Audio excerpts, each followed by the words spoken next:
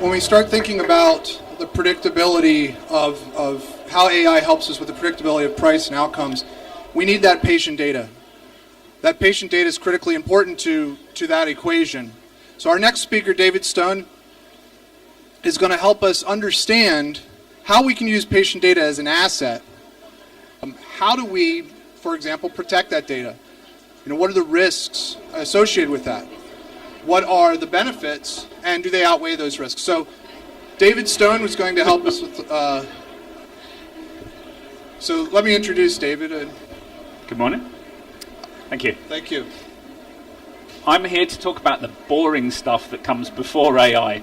So this is really the foundation of how you will enable the new technologies to work, because without a focus on data handling, you will undermine any benefit of future technologies. This is really the foundation of what we're looking at, and how you then manage the organizational culture around how you deal with data in order to be able to exploit the technologies and move that forward.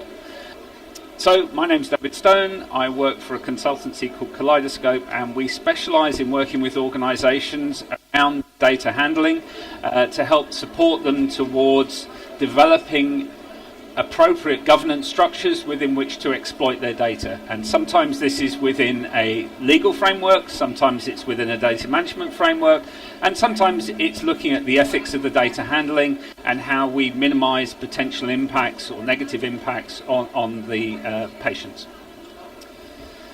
So data is quite unique as an asset in terms of how you can add value to the asset by linking it and sharing it.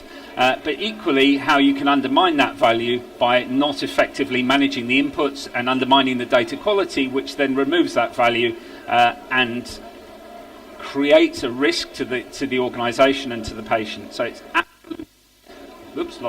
It's absolutely the baseline of what you need to address. So in looking forward to these new technologies, if you haven't got this baseline in place, then you're not going to be able to safely exploit those technologies. And the technologies move across the organization. So during the data life cycle, the ways in which you can exploit the data and exploit value from the data become absolutely key. And the way this embeds in integrating health and care across the system and exploiting the technologies will realize the benefits as you move forward.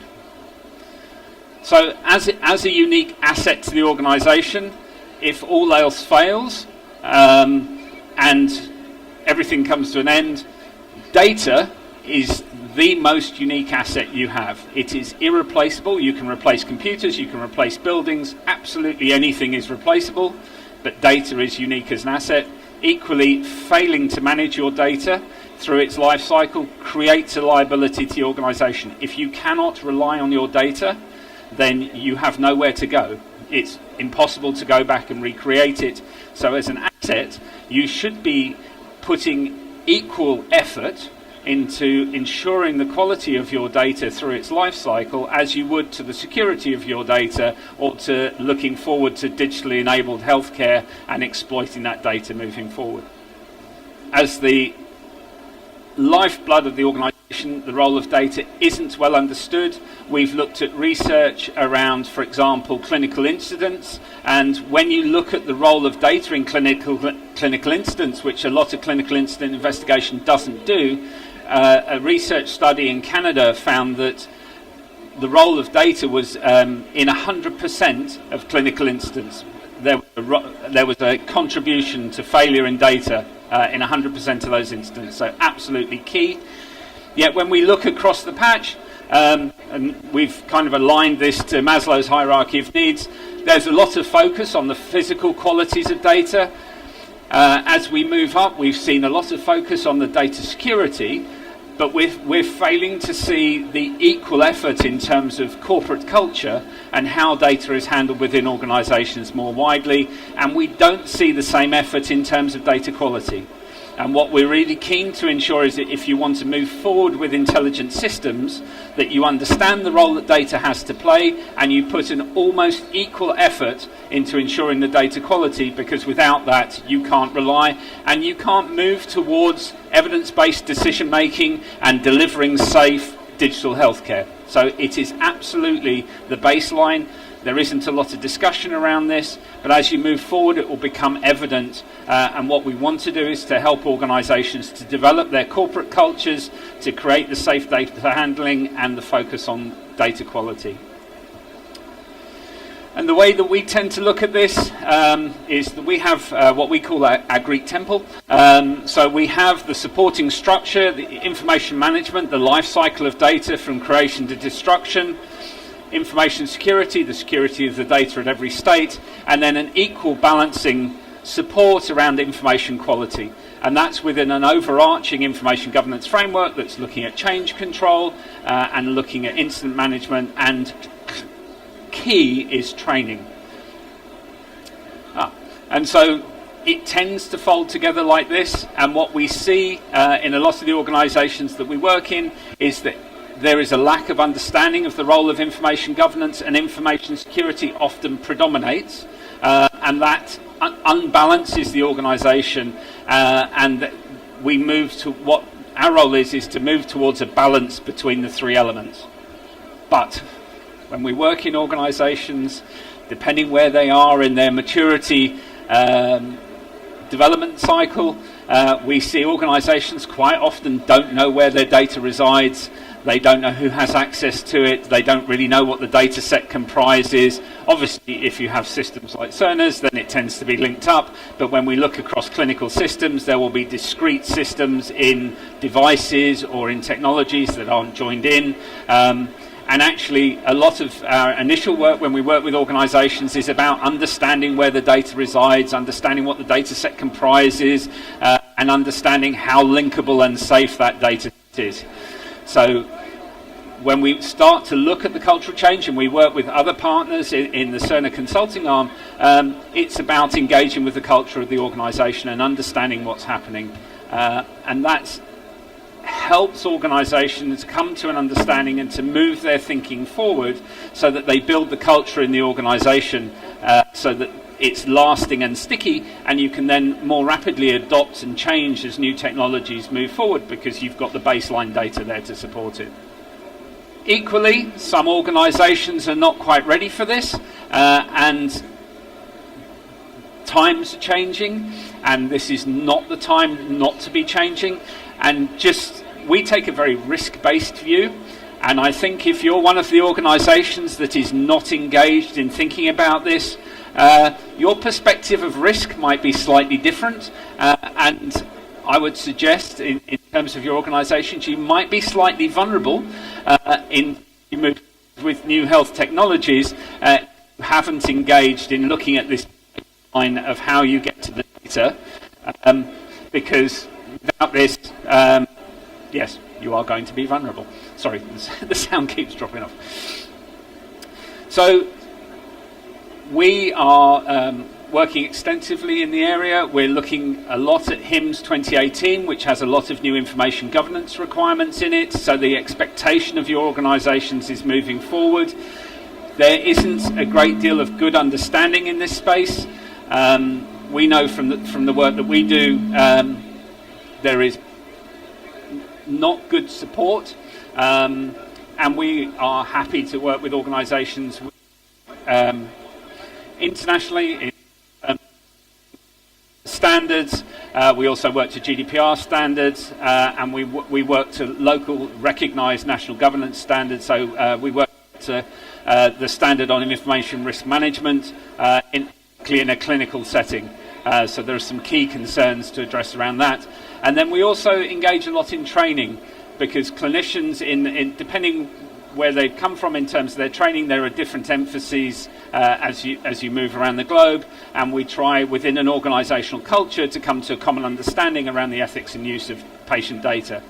And as I say, we've seen opportunities. The speakers so far this morning, yesterday and later on today, they will talk about technologies as a way of exploiting patient data to squeeze benefit from it, but we're trying to present a kind of balancing argument around, if you're going to use patient data for that, then you have to have an investment in the information governance and the controls that sit around that, so that you can provide reliable, safe care and support your decision making on good quality data.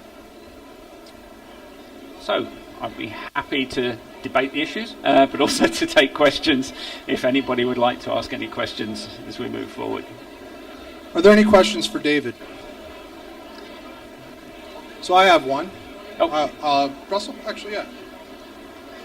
So we've spoken about the value of clinical data. Do you think we're going to end up in a situation where there's actually a financial driver for patients to share their data? In other words, if they share their data, which has value, they are incentivized financially?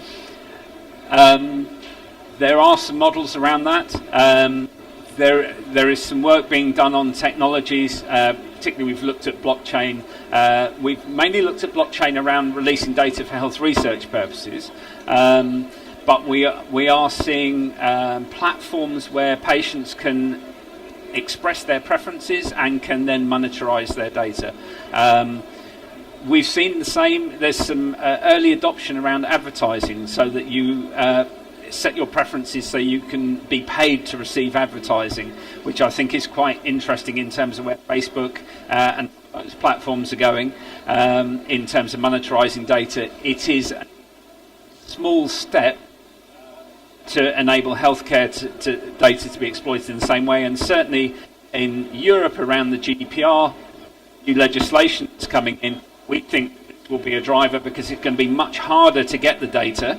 And in order, particularly for clinical research, actually we'll need to explore the ethics a bit more, but actually I think that that's probably a way forward, particularly with GDPR making it so much harder to get data.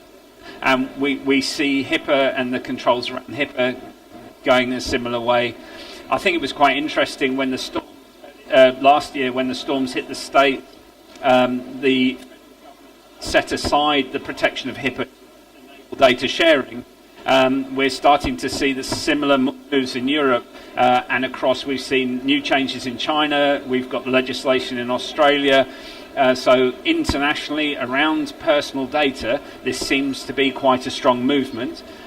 We've seen Qatar has launched personal data legislation, and so we expect this to become a global change.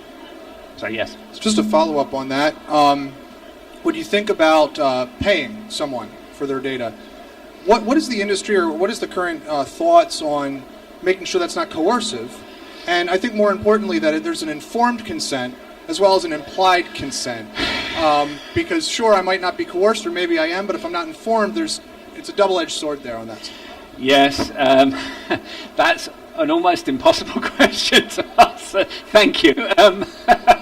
So in the European model, we have a difference between confidentiality and privacy, and in terms of consenting, we have new laws that are based on decisions around the ethics of consent and whether there's a balance of power in consent. So if you move it away from data and just think about treatment, and when people consent to treatment, how much do they really understand about that? And there was a recent case where it's a fairly simple case, but a petite woman with diabetes who was pregnant. There's a known issue with in birth with the baby's shoulder getting caught in the birth canal. She asked her obstetrician about the risks, and the obstetrician didn't fully explain to this woman what the risks were for her in childbirth, and subsequently she prosecuted the clinician, and the court found against the clinician because she said that when they told patients about the risks, all patients opted for elective caesarean, which in the UK is not normal. And so she didn't tell her about all the risks, and they then found that her consent for treatment wasn't valid because she hadn't given adequate informed consent, so the consent wasn't sufficiently balanced. So we've seen a shift in all the clinical royal colleges have issued new guidance, and we're seeing the same approach now to data. So the current consultation on consent says that in health, there isn't a balance of power, and therefore consent isn't a valid basis for processing data, and you need to look for new models of processing data, which is why we're interested in blockchain, and we're interested in methods of de-identifying the data so that it's not personal data and it moves outside that legislation. Thank you. And I thought that the de-identification would be a really strong point there. Yeah, absolutely. Thank you. Another question, and then we will move to the next speaker. Any more? Okay, well, David Stone, thank you so much. Thank you. Kaleidoscope Consultants, thank you. Thank you very much.